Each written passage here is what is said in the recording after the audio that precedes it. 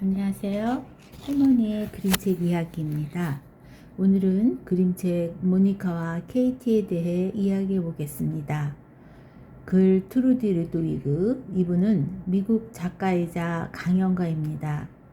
아이들의 성장을 돕는 작품을 많이 썼습니다. 성장하면서 겪는 정서적 어려움이나 소외된 아이들의 문제를 알리는 활동을 해보셨습니다. 그림 에비게일 마블, 옴기니 강빈맘입니다. 출판사는 서교 책방입니다.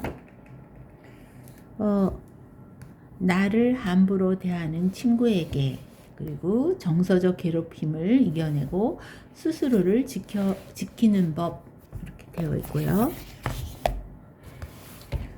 친구인 척하며 나를 괴롭히는 애가 한 명 있어. 그의 이름은 케이티야. 아마 이 사실을 알면 다들 놀랄걸? 그 애가 내 친구인 줄 알고 있을 테니까. 이렇게 되어 있습니다. 이렇게 되어 있고요. 두 아이, 모니카와 케이티가 대처하고 있는 것 같죠? 자, 이 책은 우리 어른에게도 해당되는 이야기라고 생각합니다. 관계에서 겪는 어려움은 어른에게서도 종종 발생하니까요. 저는 관계에 어려움을 겪는 이유 중 하나는 우리가 사용하는 투사라는 방어 기제 때문이라고 생각합니다. 우리가 자신을 보호하기 위해 사용하는 심리적 방어 기제, 투사. 내 생각처럼 다른 사람도 생각한다는 착각에서 벌어지는 내가 다른 이를 무시하는 감정을 느끼면 다른 이가 나를 무시한다는 착각을 일으키고, 내가 나쁜 생각을 하면 다른 이가 그랬다고 착각을 한다면 그 결과는 어떻게 될까요? 게다가 무의식에서 일어나는 일이라면요. 누구나 사용하지만 지나치게 사용하면 부작용이 많은 방어기제라고 생각합니다.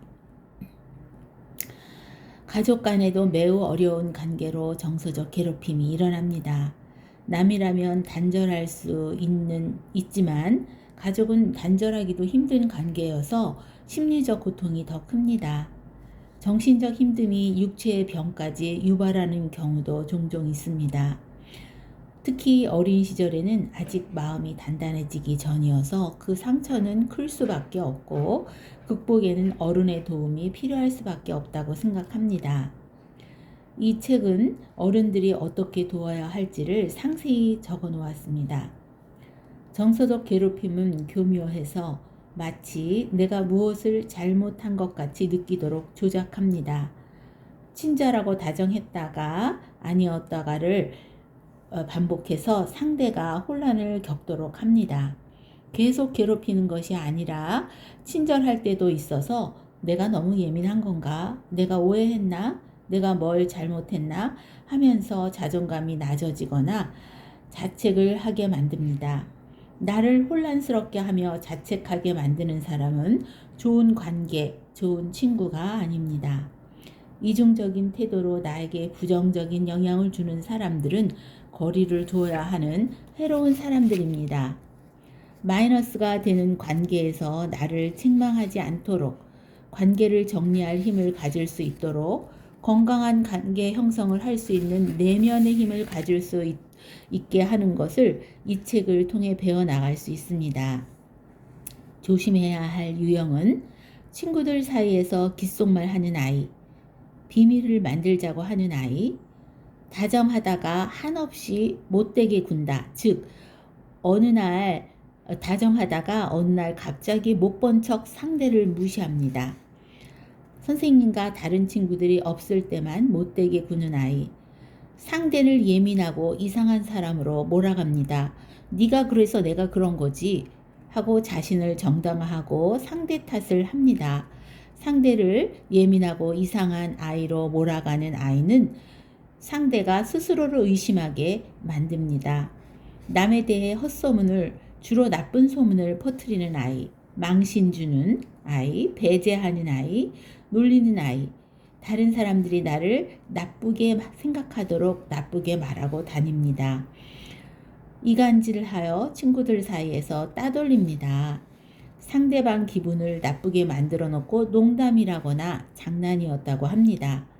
자기하고만 놀라고 협박합니다. 즉 다른 친구들과의 관계는 단절시킵니다. 바로 이 책에 나오는 KT의 특징입니다. 이것은 어른에게도 적용이 됩니다. 내용을 살펴보겠습니다. KT는 갑자기 친구인 모니카를 차갑게 대하고 친구들 사이에서 따돌림을 합니다. 모니카는 이 문제를 어찌해야 할지도 모르는 상황에서 점점 교실에서 고립되어 갑니다. 모니카의 엄마는 정말 지혜로운 사람입니다. 관계에서의 어려움을 겪고 있는 아이를 볼 때 어떻게 조언해야 할지 잘 보여줍니다. 배가 아플 정도로 뭔가 힘든 일이 있는 건지 묻고 아이가 눈물을 흘리며 그동안 겪은 일을 이야기하는 동안 묵묵히 온 마음을 다해 들어줍니다. 누구나 겪는 일이니 익숙해지라는 말 대신 살면서 해결하기 힘든 문제가 있음을 솔직히 조언해 줍니다. 결국 엄마와의 이런 시간을 통해 모니카는 당장 문제가 해결되지 않았음에도 불구하고 심리적 안정감을 되찾고 스스로가 단단해지게 됩니다. 우리가 대신 해결해 주는 것이 아니라 스스로가 해결할 수 있는 힘을 주는 것. 요즘 말하는 인에이블러와는 다른 진정한 사랑입니다. 그렇게 단단해진 아이는 KT의 노골적인 괴롭힘에 당당히 맞서면서 그런 KT와 선을 그으며 자신을 지켜냅니다. KT에게 휘둘리던 모니카는 엄마의 조언과 지지로 진짜 친구의 의미를 알게 되고 KT가 진짜 친구가 아니라는 것을 알게 된 모니카는 두려움에 맞서고 힘을 되찾음으로써 괴롭힘에 대처하는 법을 배웁니다. 당당하게 세상에 맞서는 힘, 건강한 공격성을 배운 것이지요. 아이들은 성장하는 과정에서 친구와의 부딪힘이 얼마든지 일어날 수 있지요. 따돌림 현상은 유치원부터 뚜렷하게 나타나고 중학교 시기에 절정에 이른다고 합니다. 그렇다고 해서 관계적 공격이 당연히 일어날 수 있는 일이라든지 옳은 일이라는 건 절대 아니지만요. 관계를 이용해 다른 삶을 괴롭히고 상처 주는 행위는 은밀하면서 비밀스럽게 이루어져 다른 사람들은 알아채는 것조차 어렵습니다. 관계적 공격성이라고 불리는 정서적 괴롭힘을 성장기의 통과 의례로 치부하지만 관계적 공격성은 때로는 치명적인 상처를 남겨 평생에 걸쳐 영향을 줄 수가 있습니다. 그러므로 부모, 교사, 학교 상담사 같은 보호자 집단이 나서서 이런 문제를 해결하기 위해 적극적으로 노력해야 합니다. 우리는 살면서 겪는 여러 가지 경험을 통해 배우고 성장해야 합니다. 부딪히고 경험하면서 성장하게 됩니다.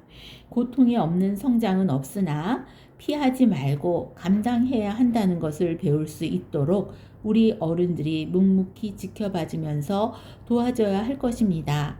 아이들이 넘어지지 않고 성장할 수 있도록요. 그리고 놓치지 말아야 할 일, KT 같은 아이는 역지사지를 배워야 할 것입니다. 이 책에서 모니카의 엄마처럼 역할극을 통해서 가리키는 것이 효과적일 듯 합니다. 가장 감동적이었던 것은 여기에 모니카 엄마의 대처법이었는데요. 말할 준비가 될 때까지 기다려주고 충고나 평가나 판단을 하지 않습니다. 네가 어떻게 했는지도 돌아봐. 네 잘못은 없나 한번 생각해봐 등의 비난을 하지도 않고 친구끼리는 잘 지내야지 하는 충고도 하지 않습니다. 묵묵히 온 마음을 다해 들어주고 살다 보면 쉽게 해결되지 않는 문제도 있단다. 지금 네가 겪고 있는 일도 그런 일 중에 하나야. 그렇다고 해서 이 일을 옳다고 할 수도 없고 당연히 일어날 수 있는 이란 의미도 아니야 라고 말해줘.